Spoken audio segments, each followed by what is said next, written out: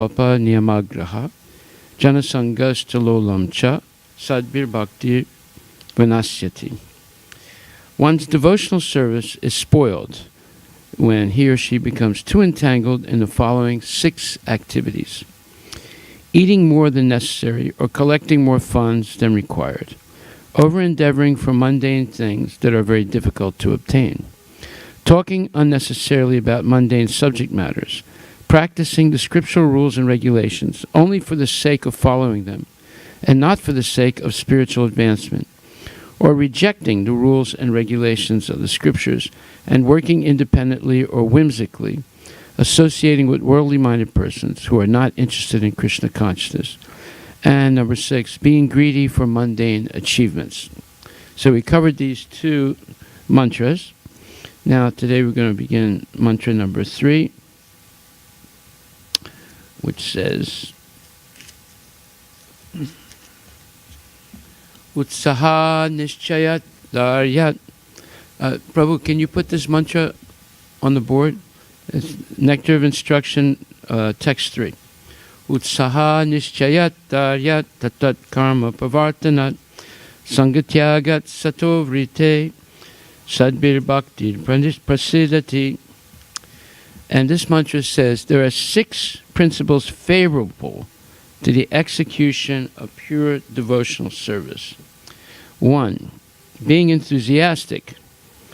2, endeavoring with confidence. 3, being patient. 4, acting according to regulative principles such as Shravanam, Kirtanam, Vishnu Smaranam, hearing, chanting, and remembering Krishna. 5, abandoning the association of non-devotees. And 6, following in the footsteps of the previous acharyas. These 6 principles undoubtedly assure the complete success of pure devotional service. So, we're going to discuss these 6 things today. Utsaha Nishchayat Daryat Tatat Karma Pavartanat Sangatyagat Sato Vrite Sadbir Bhakti Prasidati. Devotional service is not a matter of sentimental speculation or imaginative ecstasy. Its substance is practical activity. Srila Rupa Goswami in his Bhakti Rasamrita Sindhu 1.1.11 has defined devotional service as follows: Anya bilasita sunyam jnana karmadya navratam anukulyena krishnana silanam bhaktir uttamam. Uttama bhakti, or unalloyed devotion unto the Supreme Personality of Godhead, Sri Krishna, involves the rendering of devotional service in a way that is favorable to the Lord. This devotional service should be free from any extraneous motive and devoid of fruitive karma, impersonal jnana, and all other selfish desires. Bhakti is a sort of cultivation. As soon as we say cultivation, we must refer to activity. Cultivation of spirituality does not mean sitting down idly for meditation, as some pseudo-yogis teach. Such idle meditation may be good for those who have no information of devotional service, and for this reason it is sometimes recommended as a way to check distracting materialistic activities. Meditation means stopping all nonsensical activities, at least for the time being. Devotional service, however, not only puts an end to all nonsensical mundane activities, but also engages one in meaningful devotional activities. Sri Prahlad Maharaj recommends Shravanam Kirtanam Vishnu, Smaranam Padasevanam, Archanam Vandanam Dasyam Sakyam Atma Nivedanam. The 9 processes of devotional service are as follows: hearing the name and glories of the Supreme Personality of Godhead, chanting His glories, remembering the Lord, serving the lotus feet of the Lord, worshipping the deity, offering obeisances unto the Lord, acting as the Lord's servant, making friends with the Lord, surrendering oneself fully to the Lord. So, the interesting point here is that the Bhagavad Gita is the quintessential spiritual shastra, or scripture, that explains what is yoga. And in the Bhagavad Gita, after explaining the different types of yoga to Arjuna, Krishna gives his opinion. He says, Yoginam api sarve sammadgatanantaratmana shadavam bhajate yomam same yuktatamo matak. And of all yogis, he who abides in me, always thinking of me within himself and renders the transcendental loving service to me, he's the most intimately united with me in yoga and is the highest of all. That is my opinion. So here we have a clear statement by Krishna, who is the master of all yoga. He's called Yogeswara, and he says that Bhakti Yoga is the highest yoga, and Bhakti Yogi is the highest yogi. Now, Arjuna becomes the greatest yogi because he knows Krishna. And the point is, there's no record of Arjuna ever doing yoga asanas and silent meditation. So this is an important point. Today, we see there are many yoga societies, and they're recommending all kinds of silent meditation and yoga postures and so forth. But Arjuna himself, the greatest yogi, never engaged in any of those physical postures or silent meditation. So what conclusion can we draw from that? The conclusion is that people are being misled by the modern yogis who are teaching silent meditation, meditation on nothingness, and also doing physical postures and physical exercise. In fact, Arjuna says, Yoyam yogas tvaya prokta samyena madhusudana. Etasyaham napasyami chanchalatvat stitim stiram. Arjuna said, O Madhusudana, O Krishna, the system of yoga which you have summarized appears impractical and unendurable to me, for the mind is restless and unsteady. So, in this verse, Arjuna explains, the system of mysticism described by Lord Krishna Arjuna, beginning with the word Sucho Dese and ending with Yogi Parama, is here being rejected by Arjuna out of a feeling of inability. So Krishna explained the mystic yoga system to Arjuna, or Astanga Yoga, and by which one can achieve samadhi. And Arjuna rejected it. He said, basically, that it is not possible for a person like me, an ordinary man, to leave home, go to a secluded place in the mountains or jungles to practice yoga in this age of Kali. And the present age is characterized by a bitter struggle for a life of short duration. People are not serious about self-realization, even by simple, practical means, and what to speak of this difficult yoga system, which regulates the mode of life, the manner of sitting, selection of a place, and detachment of the mind from material engagements. So as a practical man, Arjuna thought it was impossible to follow this system of yoga, even though he was favorably endowed in many ways. He belonged to the royal family and was highly elevated in terms of numerous qualities. He was a great warrior, he had great longevity, and above all, he was the most intimate friend of Lord Krishna, the Supreme Personality of Godhead. 5,000 years ago, Arjuna had much better facilities than we do now, yet he refused to accept this system of yoga. In fact, we do not find any record in the history of his practicing it at any time. Therefore, this system must be considered generally impossible in the age of Kali. Now, the interesting question is, why are so many people recommending it? Because they're misleading the general public.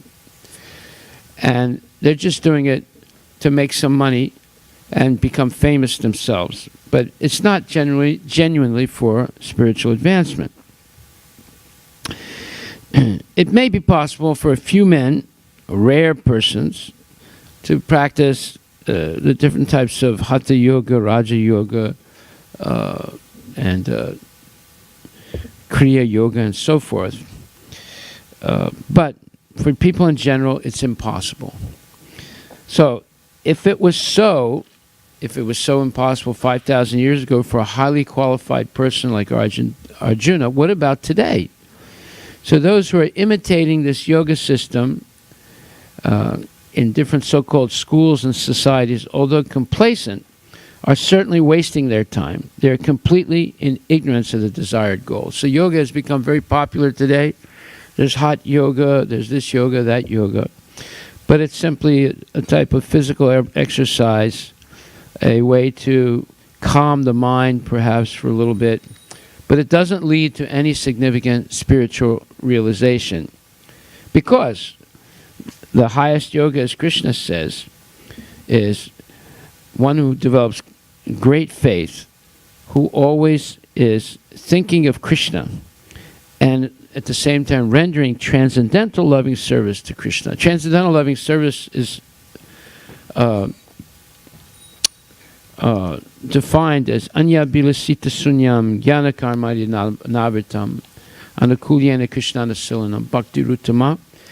In other words, pure transcendental service is uttama bhakti, unalloyed devotion to the Supreme Personality of Godhead, Sri Krishna. Means that it should be favorable for the Lord, pleasurable for the Lord, and it should be free of any material motive and devoid of any type of self-interested activities aiming at a personal benefit. It should also not be impersonal, and there should not be any selfish desires. So this is what Krishna calls real yoga. The other yogas are all meant to be stepping stones or steps toward the real yoga, but usually because the people that teach those other types of yoga are not bona fide. Yeah, okay, I understand. Yeah, okay. Because the people that teach that type of yoga are not bona fide themselves. People never achieve the goal of yoga, which is pure love of Krishna. So Prahlad Maharaj explains 9 processes of pure devotional service, or as Prabhupada says, meaningful devotional activities. First and foremost, Shravanam, or hearing, is the first step in acquiring transcendental knowledge. One should not give oral reception to unauthorized persons, but should approach the proper person as recommended in Bhagavad Gita. Tad vidi pranipatena paripastena sevaya upadeksyami te jnanam jnaninas tattvadarshinaha. Just try to learn the truth by approaching a spiritual master, inquire from him submissively, and render service unto him. The self-realized soul can impart knowledge unto you because he has seen the truth. So it's further recommended in the Mundaka Upanishad, Tad viganaratam sagurum iva abhigachet samit prani surtinam brahmanistam. To understand that transcendental science, one must approach a bona fide spiritual master. Who is a bona fide spiritual master? He's a person who has heard the truth from his bona fide spiritual master, lives that truth by his daily activities, and teaches it without any change or addition. So this is Tadvigyanartam Sagurum Ivabhigachet. To understand the transcendental science, one must approach a bona fide spiritual master. Thus, this method of submissively receiving transcendental confidential knowledge is not merely based on mental speculation. In this regard, Sri Chaitanya Mahaprabhu told Rupa Goswami, Brahmanda Brahmite Kona Bhagavan Jiva, Guru Krishna Prasade Pai Bhakti Lata Bija. He said that after traveling or traversing the universal creation of Brahma, meaning after going through all the 4,800,000 different species of life, if one is fortunate enough, he may receive the seed of Bhakti Lata, the creeper of devotional service. This is all by the grace of Guru and Krishna. So this is in the Chaitanya Charitamrita, 19th chapter, 151st verse. The material world is a place of confinement for living entities who are by nature anandamaya, pleasure-seeking. They actually want to be free from the confinement of this world of conditional happiness, but not knowing the process of liberation, they are bound to transmigrate from one species of life to another and from one planet to another. In this way, the living entities are wandering throughout the material universe. When, by good fortune, one comes in contact with a pure devotee and hears from him patiently, one begins to follow the path of devotional service. Such an opportunity is offered to a person who is sincere. The International Society for Krishna Consciousness is giving such a chance to humanity at large. If by fortune one takes advantage of this opportunity to engage in devotional service, the path to liberation immediately opens. One should accept this opportunity to return home back to Godhead very enthusiastically. So, this Shravanam is the number one most important principle of devotion that one should follow. Shravana means hearing sincerely and patiently. And then, by that hearing, begin the path of devotional service. And as Prabhupada says, there's such an opportunity is given to a sincere person. And the International Society of Krishna Consciousness is giving this such a chance to humanity at large to hear patiently about Krishna and hear bona fide knowledge of Krishna. So, everybody wants to get free of the cycle of birth and death, and they want to have unending and ever-increasing happiness. But they cannot find it simply by engaging in material life, no matter how successful they are. In fact, regardless of how successful one is, for a certain period of time, everyone will fail because of birth, death, old age, and disease. And everything they've acquired will be lost. However, the one thing they're seeking, which is eternal life and happiness, they will not achieve simply by material success. They can only achieve that by first hearing the message of Krishna. And the concentrated message of Krishna is given in the Bhagavad Gita. And in Bhagavad Gita, Krishna says, Shadaval lapate jnanam tatpara samyatendriyai. And he says that one who has faith in this message of Krishna consciousness in Bhagavad Gita and who follows this teaching strictly and is dedicated to cultivating this transcendental knowledge, such a person, achiren jnanam ladva param santim achiren adigachati. Such a person quickly attains the transcendental knowledge and attains supreme spiritual peace. So here, 4th chapter, 39th verse, is an explanation of what happens when we regularly hear with faith. The verse says, a faithful man who is dedicated to transcendental knowledge and who subdues his senses is eligible to achieve such knowledge. And having achieved it, he quickly attains the supreme spiritual peace. So one must be dedicated to achieving such spiritual knowledge. And that dedication is regularly hearing bona fide teachers. And as one continues to hear, one will quickly achieve supreme spiritual peace. Why? Because they begin to understand the cause of misery in the material world. That is forgetfulness of Krishna. And forgetfulness of Krishna implies forgetfulness of Krishna's instructions in the Bhagavad Gita of how to have a successful life. So no faith means no happiness and means no knowledge. And the development of faith comes by hearing in a company of devotees who have faith. Just like if you put an iron bar in fire, eventually it becomes fire. And if you take it out of the fire and touch something, it'll set it on fire. In the same way, if a person associates with devotees who have faith and continually hears in their association, they will also develop faith, and at the same time, they will develop knowledge. On the other hand, agyas chastradhanasya samsayatma vinasyati.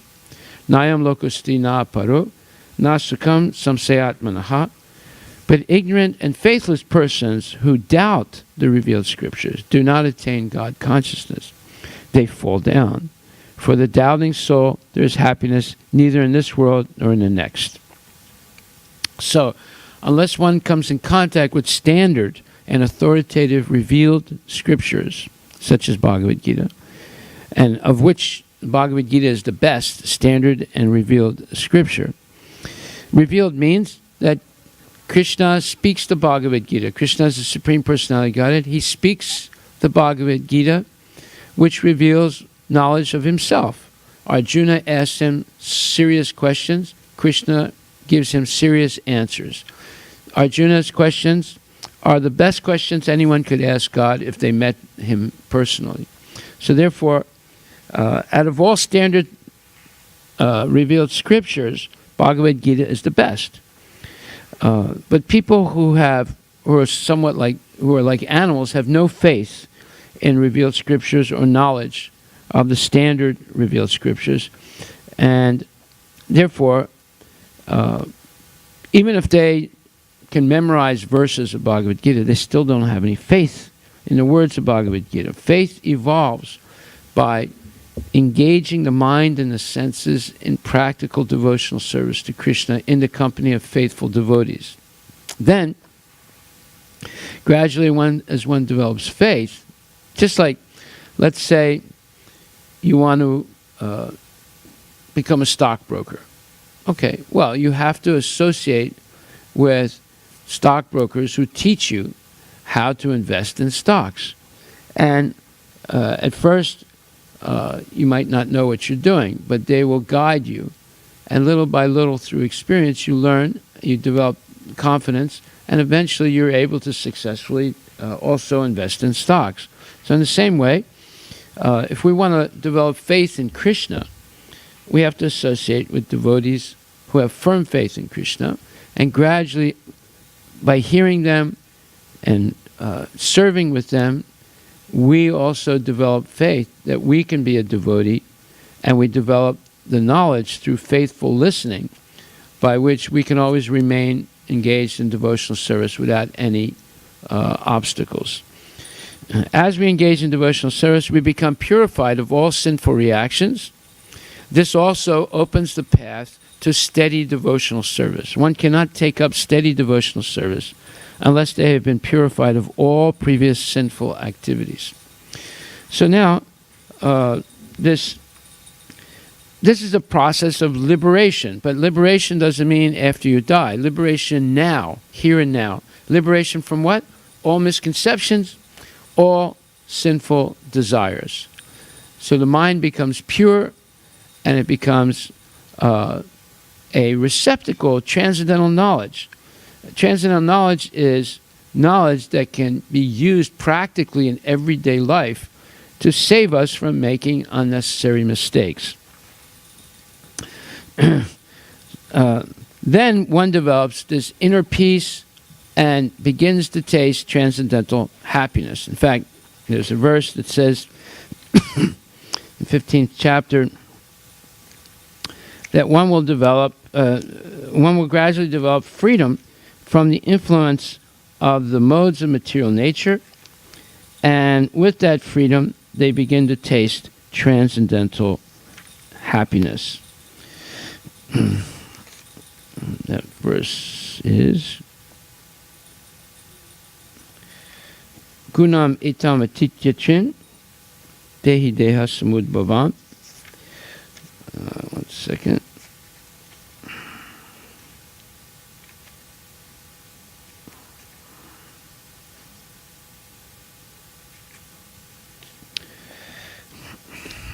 One second. Gunamitam atityachin dehi deha samudbhavan.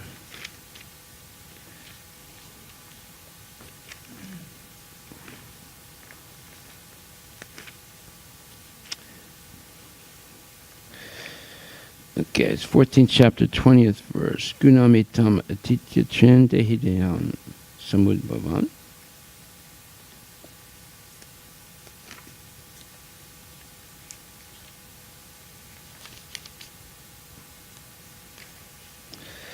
Janma Mrityu Jara Dukkha Vimukto Amritam Asnute. This verse says, when the embodied being is able to transcend the three modes of material nature associated with the material body, which means goodness, passion, and ignorance, he can become free from birth, death, old age, and their distresses, and can enjoy nectar even in this life. So this is a very important verse. We should note it. The 14th chapter, 20th verse.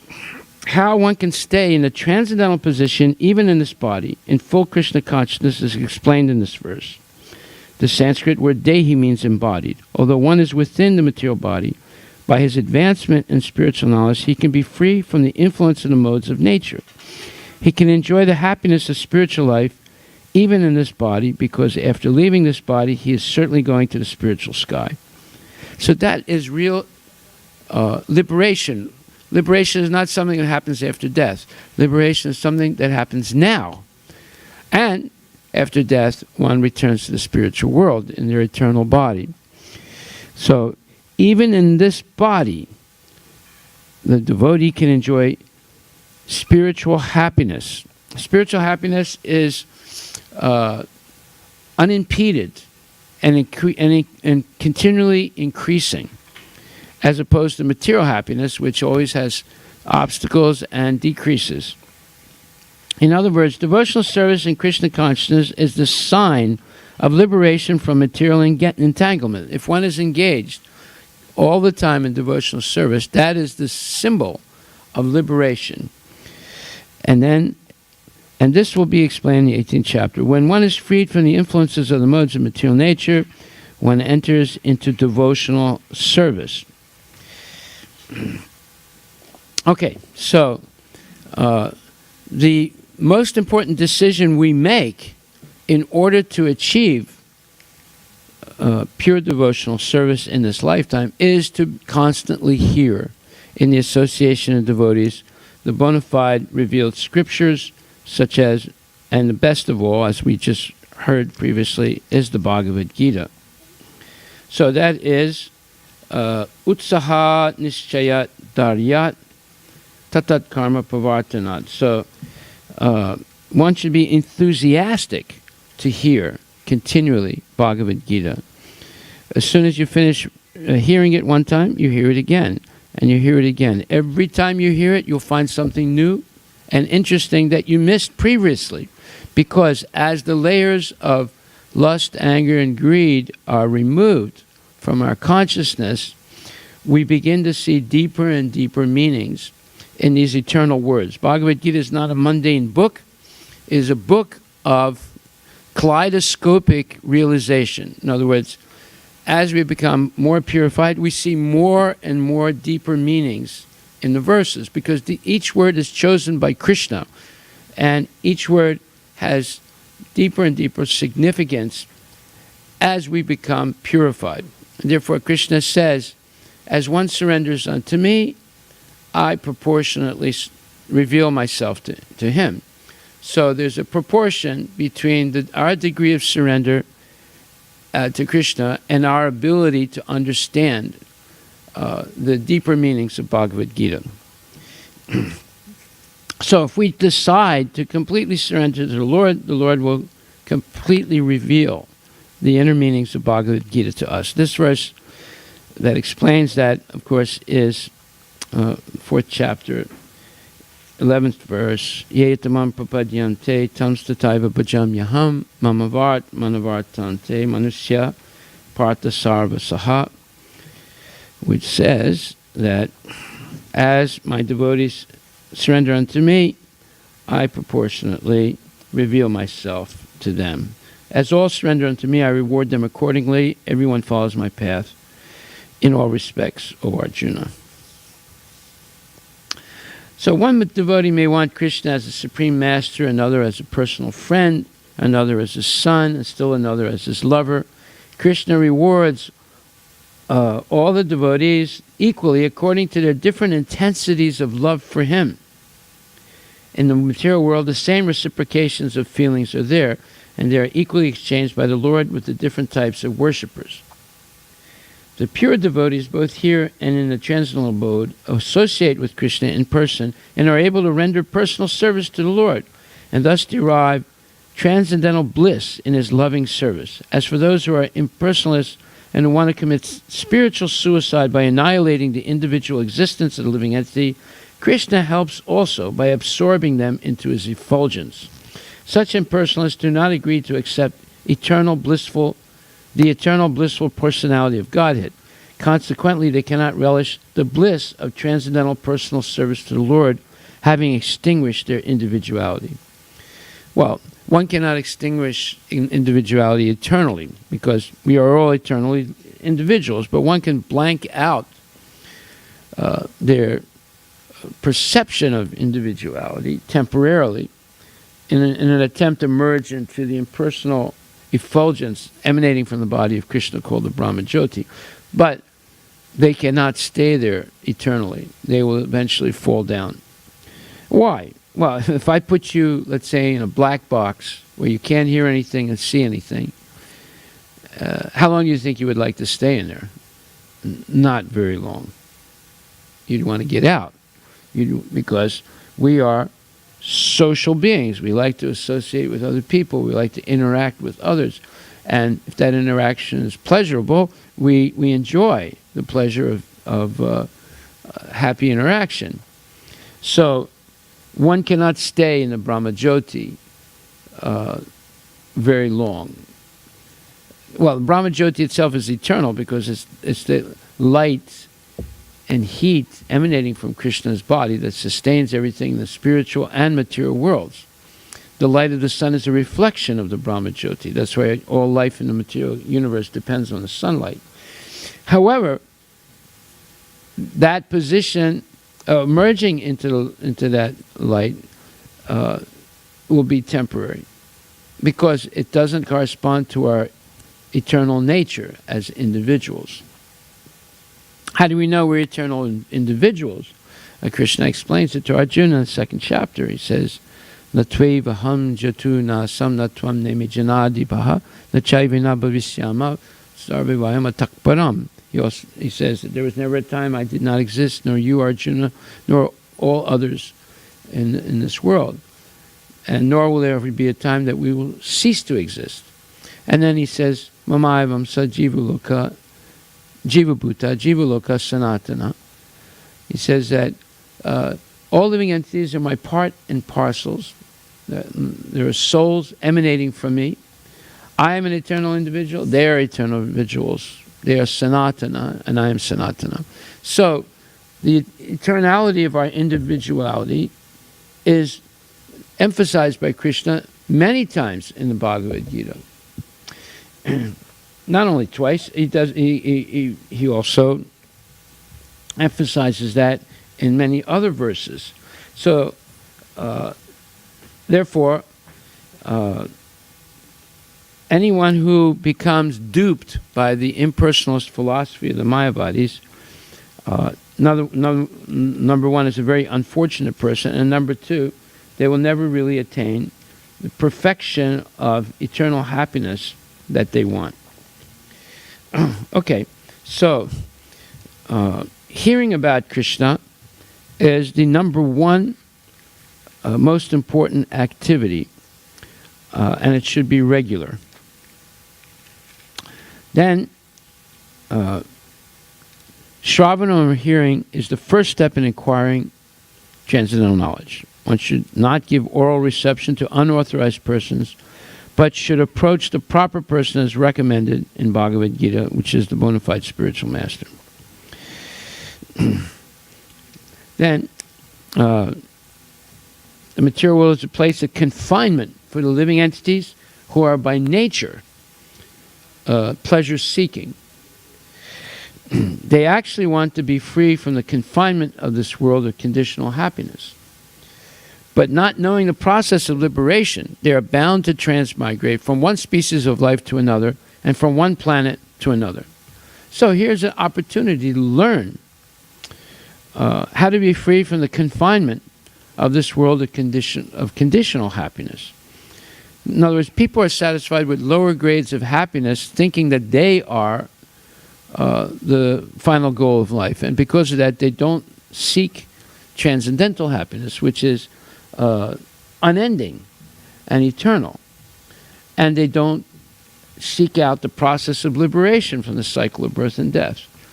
They're satisfied by the lower grade happiness. And, of course, we've discussed that before.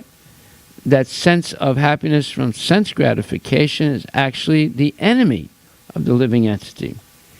And that's explained where it says, there might be some feeling of happiness in the material world, but it says, Avritam jnanam etena, jnanino nityavarina, kama rupena konteya, dusparena nalena cha. Thus, the wise living entity's pure consciousness becomes covered by his eternal enemy in the form of lust, which is never satisfied and which burns like fire. So this nitya vairina is considered the eternal enemy of the living entity. And in the purport, Prabhupada says, therefore, this lust for material sense gratification is the symbol of ignorance by which the living entity is kept within the material world. While one enjoys sense gratification, it may be there is some feeling of happiness, but actually that so-called feeling of happiness is the ultimate enemy of the sense enjoyer. Well, there you go. Prabhupada says it directly. That so-called feeling of happiness, that conditional happiness, conditional means you become conditioned by it to stay in the material world. That is the ultimate enemy of the sense enjoyer. So people actually want to be free from the confinement of this world of conditional happiness, but not knowing the process, they're bound to try to transmigrate from one species of life to another and from one planet to another. In this way, the living entities are wandering throughout the material universe. Brahmanda Brahmite Kona Bhagavan Jiva Guru Krishna Prasade Paya Bhakti Lata Bija. So they're going through the 8,400,000 species of life, and unless they meet a bona fide spiritual master in the human form of life, which is very rare, they just continue going from one species to another and suffering. When by good fortune one comes in contact with a pure devotee and hears from him patiently, one begins to follow the path of devotional service. So this patient hearing is of utmost importance. Such an opportunity is offered to a person who is sincere, who's sincerely looking for the absolute truth. The International Society for Krishna Consciousness is giving such a chance to humanity at large. If by fortune one takes advantage of this opportunity to engage in devotional service, the path of liberation immediately opens. Okay. So, one should accept this opportunity to return home back to Godhead very enthusiastically. Utsaha means enthusiastically. Without enthusiasm, one cannot be successful. Even in the material world, one has to be very enthusiastic in his particular field of activity in order to become successful. A student, businessman, artist, or anyone else who wants success in his line must be enthusiastic. Similarly, one has to be very enthusiastic in devotional service. Enthusiasm means action, but action for whom? The answer is that one should always act for Krishna. Krishnartha Kila Chesta. Krishna should be the ultimate goal of all actions.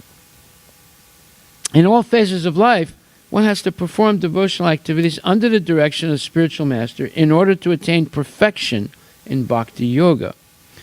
It is not that one has to confine or narrow one's activities. Krishna is all-pervading. Therefore, nothing is independent of Krishna, as Krishna himself states in Bhagavad Gita. Well, this means that there's no, very limited scope for activity in Krishna consciousness. The scope for activity is unlimited because Krishna is present in every atom of the universe. So you could use every atom of the universe in Krishna's service if you knew how to do it. But that's what you learn by associating with experienced devotees. They teach you how to use everything in Krishna's service. This is stated by Prabhupada in different places in Bhagavad Gita. So we should understand that we're limiting ourselves by not being Krishna conscious.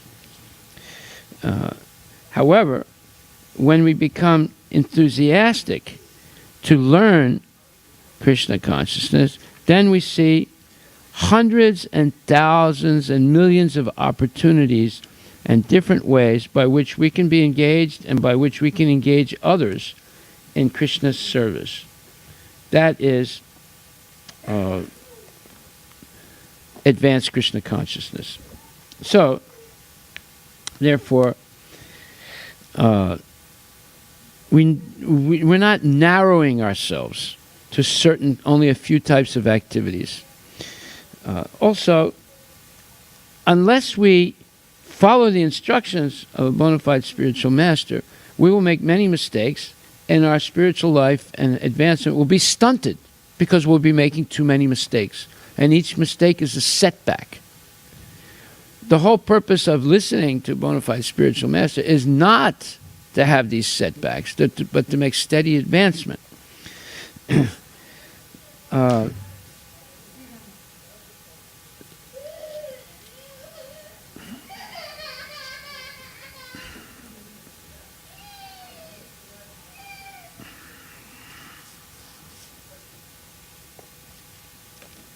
So devotional service has no, it cannot be stopped. There's no material situation or material force or anything that can stop devotional service. Why? Because devotional service can be followed physically or performed physically and also mentally. So therefore, nothing can stop devotional service. And there's no difference between devotional service in the spiritual world and devotional service in the material world. That's another fact. The only thing in the material world that can change the nature of devotional service is a personal interest, and within the mind of the devotee, that will adulterate the performance of devotional service and render it impure. Therefore, the only way that one can be free of personal interest is continually hearing in the association of good devotees. Then the personal interest becomes glaringly evident in one's mind if one is hearing regularly. However, if one is not hearing regularly, then little by little deviations creep into the mind, and then one deviates without realizing it. And what a person will do is they'll justify the deviation by misinterpreting the philosophy to support their deviation. This happens very often.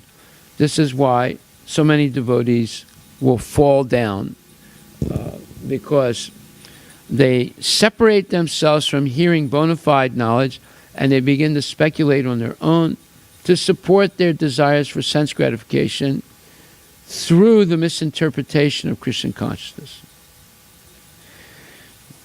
Krishna says, by me, in my unmanifested form, this entire universe is pervaded. All beings are in me, but I am not in them.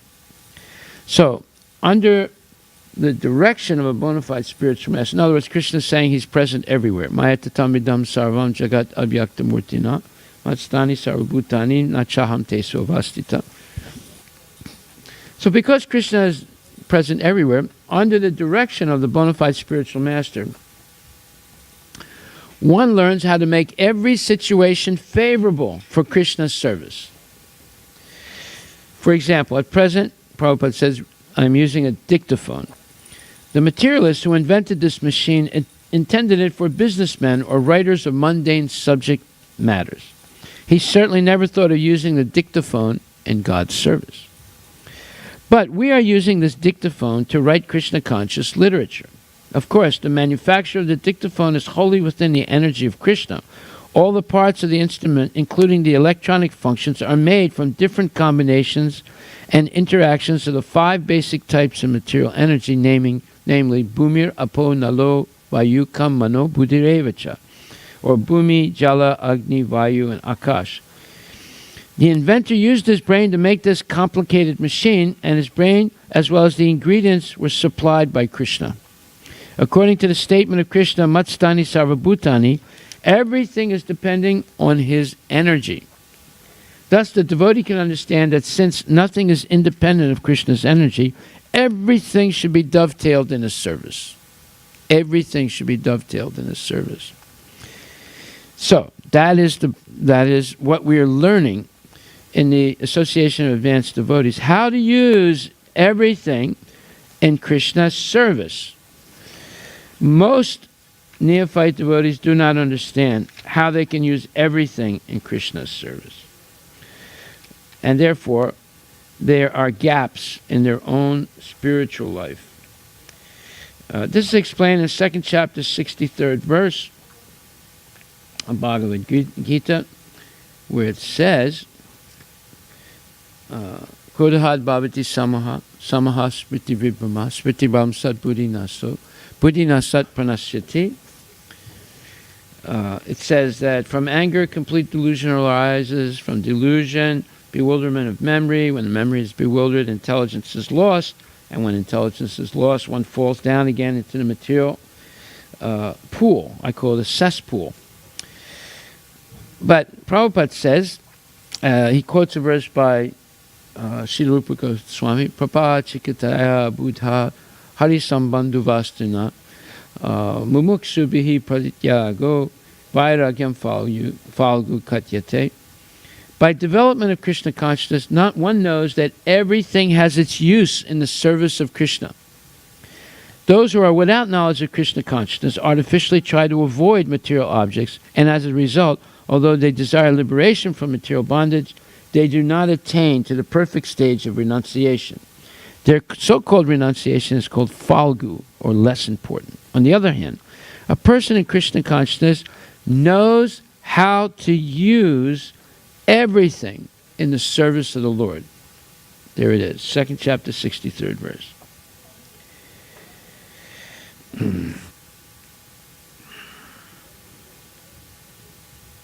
Therefore, he does not become a victim of material consciousness because he knows how to use everything in the service of the Lord. For example, for an impersonalist, the Lord, or the Absolute, being impersonal, cannot eat. Whereas an impersonalist tries to avoid good eatables, a devotee knows that Krishna is the supreme enjoyer and that he eats all that is offered to him in devotion. So after offering good eatables to the Lord, the devotee takes the remnants called prasadam. Thus, everything becomes spiritualized, and there is no danger of a downfall. The devotee takes prasadam in Krishna consciousness, whereas the non-devotee rejects it as material. The impersonalist, therefore, cannot enjoy life due to his artificial renunciation, and for this reason, a slight agitation of the mind pulls him down again to the pool of material existence. It is said that such a soul, even though rising up to the point of liberation, falls down again due to his not having support in devotional service. So, here you have a clear statement by Prabhupada that the devotee knows how to use everything in Krishna's service for the pleasure of the Lord. So, Prabhupada says, an endeavor executed with intelligence in Krishna consciousness is called utsaha, or enthusiasm. So, I often see devotees who speculate, do something, and it turns out to be wrong. They get a lot of disapproval by other people, and they become unhappy, and they're wondering why. Because they thought what they were doing was perfect. See? Well, no. How can it be perfect if many people are dissatisfied? And how can it be perfect if you're dissatisfied after doing it. So that means that the person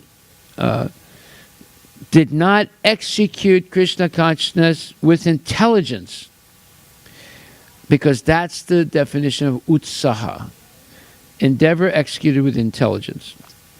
So the devotee finds the correct means by which everything can be utilized in the service of the Lord. That's all right, go ahead. Again, the devotees find the correct means by which everything can be utilized in the service of the Lord. Nirbande, Krishna Sambande, Yukta Vairagyam Uchyate.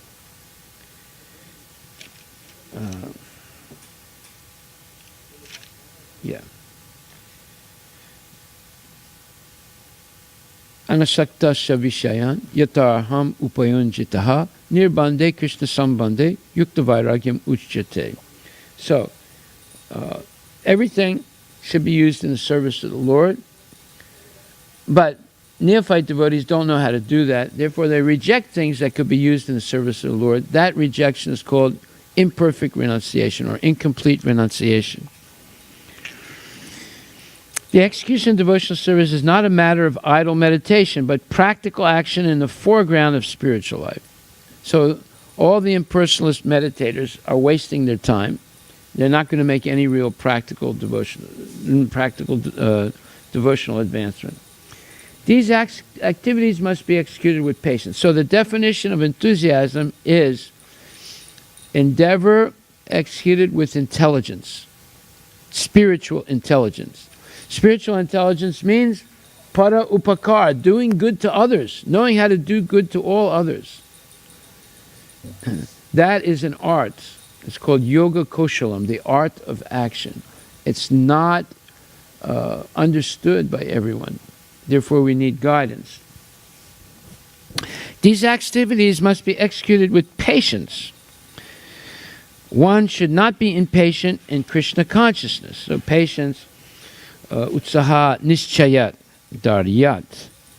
So there should be, first of all, enthusiasm. Secondly, confidence. And third, patience.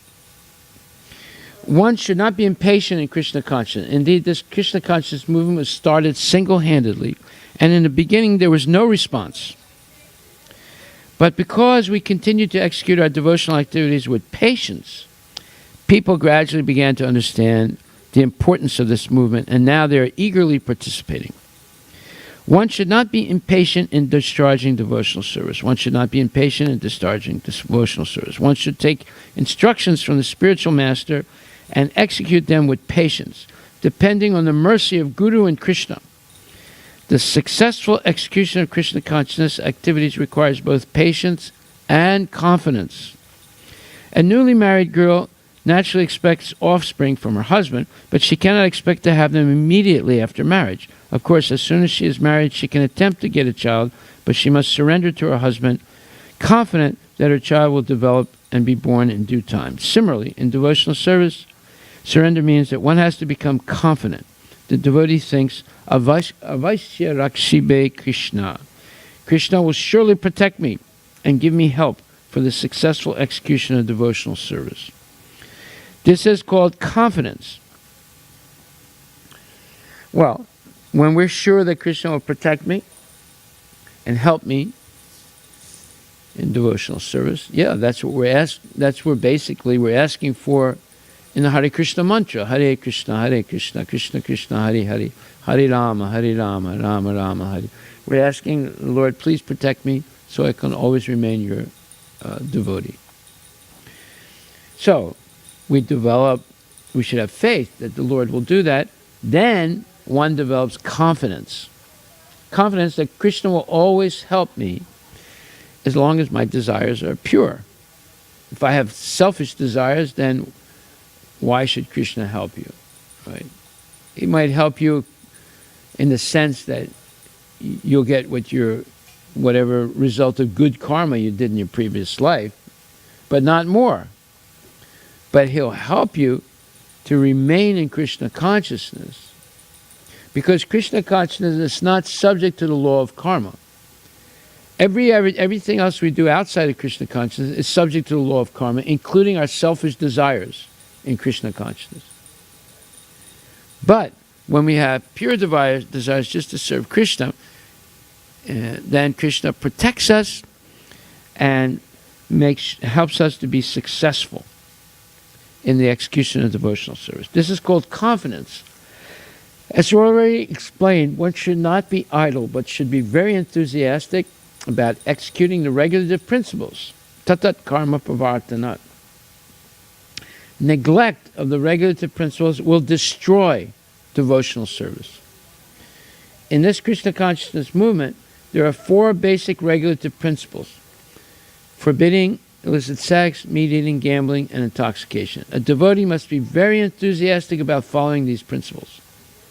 If he becomes slack in following any of them, his progress will certainly be checked.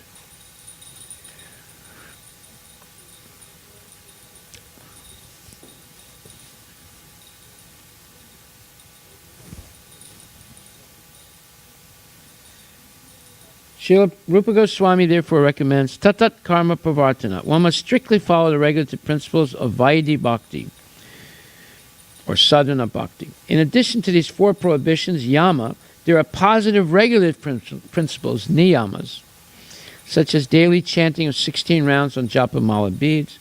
These regulative activities must be faithfully performed with enthusiasm. Again, enthusiasm means endeavor with intelligence. Just like one devotee said to Prabhupada, he said that, Prabhupada, we can do almost anything in Krishna consciousness. Prabhupada said, yes, he said, but you need intelligence. So, just doing anything is not necessarily the right thing to do, but acting with intelligence. Intelligence means understanding what is right and wrong, understanding what is Krishna conscious, what is not Krishna conscious.